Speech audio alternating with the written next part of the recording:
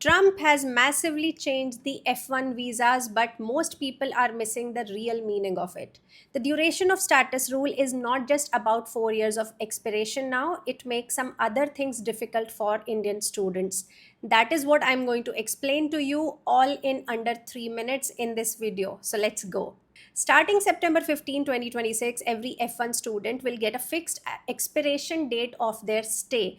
Earlier, your I-94 said D by S or duration of status, which means you could technically stay enrolled for 6, 7 years, continue from bachelor's into a master's, or do a PhD, and the government would not know. The new rule replaces that with a fixed date which is tied to your I-20 and it is capped at 4 years per admission. What if you are a bachelor student who fell sick in between and needs an extra semester? Or you are a PhD student who obviously needs 4+ years to finish your PhD. Earlier, if you needed more time, you simply had to go to your school's DSO and they would update your record, and it was done in a day. Now that is gone. Every extension needs a formal USCIS filing, Form I 539, pay a fee, and processing time is already running 4+ months.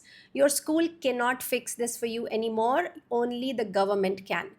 Now, once your program ends, your grace period used to be 60 days. Now it's only 30 days to leave, transfer, or start your OPT. And if an extension gets denied, there's no grace period at all. You have to leave immediately. And earlier, if a student could not get H1B and OPT was expiring, they could start another master's on a day one CPT program and keep working.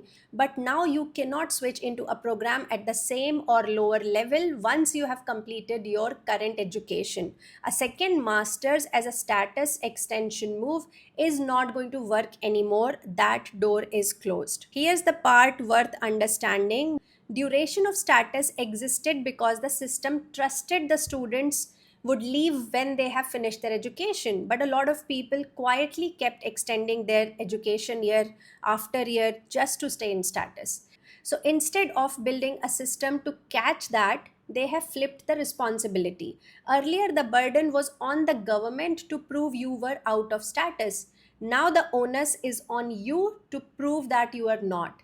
That is the real shift, not the 4 years, not the fee. It's that you now have to actively document your legitimacy every single time. So track your I-94 end date very carefully now and don't miss an extension at any cost. That's it. That's all you need to know about this new duration of status rule. Hope this helps. Stay tuned for more.